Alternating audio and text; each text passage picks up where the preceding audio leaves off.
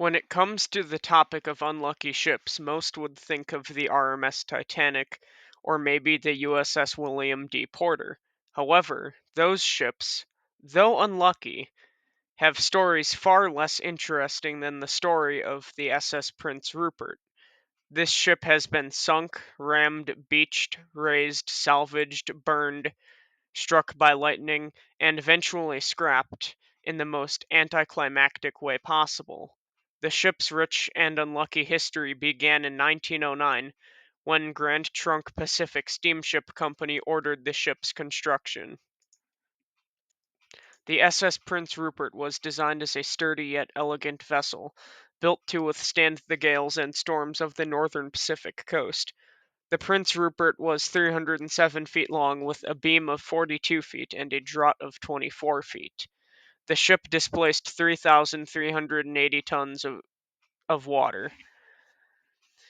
The Prince Rupert was powered by 4 steam boilers, powering 2 4-cylinder triple expansion engines. The ship boasted 2 propeller shafts outputting 6,500 horsepower.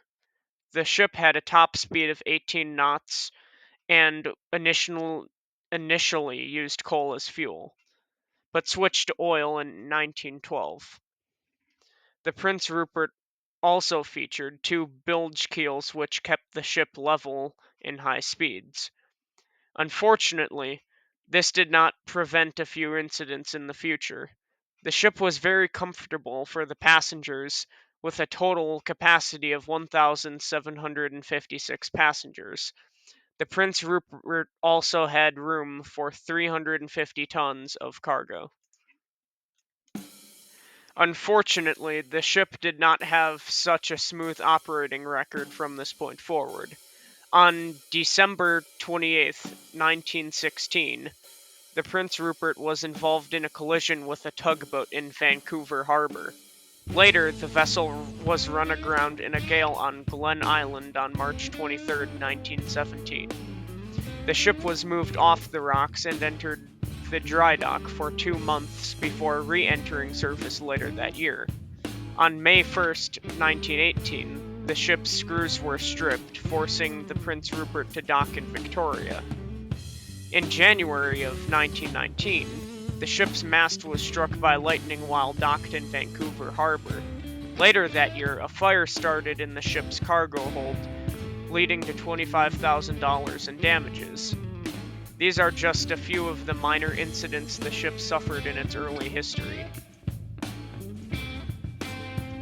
On the 20th of September, 1920, the Prince Rupert struck a reef in Swanson Bay, resulting in a 12-foot hole being torn in the hull.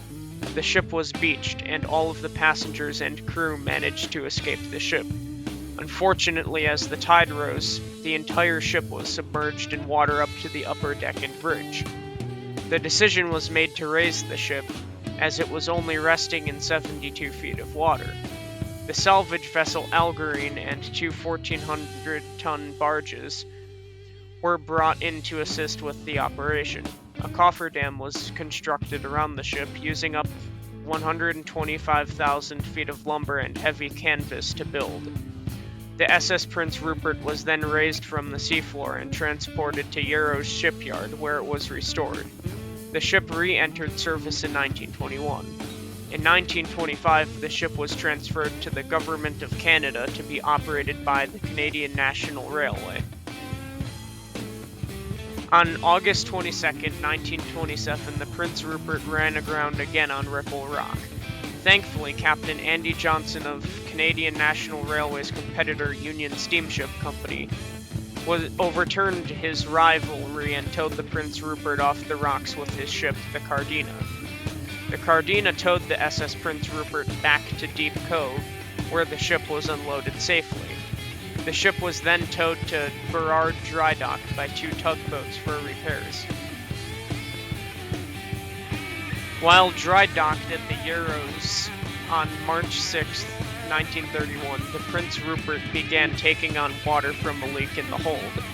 The ship then listed to an alarming 45 degrees and sank, for the second time, in 26 feet of water. The ship was then raised, for the second time, and put back into service a month later. On September 4th, 1935, the Prince Rupert rammed the fishing vessel Anna J near Maud Island. The fishing vessel was beached in Plumber Bay and was written off. After some time of quiet service without any catastrophic incidents, on August 20th, 1951, the Prince Rupert drew its final straw. The Prince Rupert rammed the cruise liner Princess Kathleen, a ship in the Canadian Pacific Princess Fleet, cutting a 28-foot hole in the deck of the Kathleen near Prince Rupert, British Columbia. The Kathleen suffered $250,000 of damages from the incident, and the Prince Rupert sustained $100,000 of damages. In the following investigation, both ships were found responsible for the incident. In 1955, the SS Prince Rupert was taken out of service for the last time and sold for scrap in 1956. By some miracle, not a single person was hurt or killed in any incident aboard the SS Prince Rupert. Traumatized, now that's a different thing, but the ship's legacy still stands as a cursed ship, and its story deserves to be told today. If you enjoyed this video, I highly encourage you look out for my upcoming video about Canadian Pacific's Princess Fleet, because they may have had similar shenanigans with their vessels, but it involved 12 of their ships instead of just one. Once again, thanks to my friend Will for writing this script. He also has written the script for the Princess Fleet, and hopefully that video will be out sooner than later, but I can't guarantee anything as I'm not always having time to do this. Anyways, see you in the next video.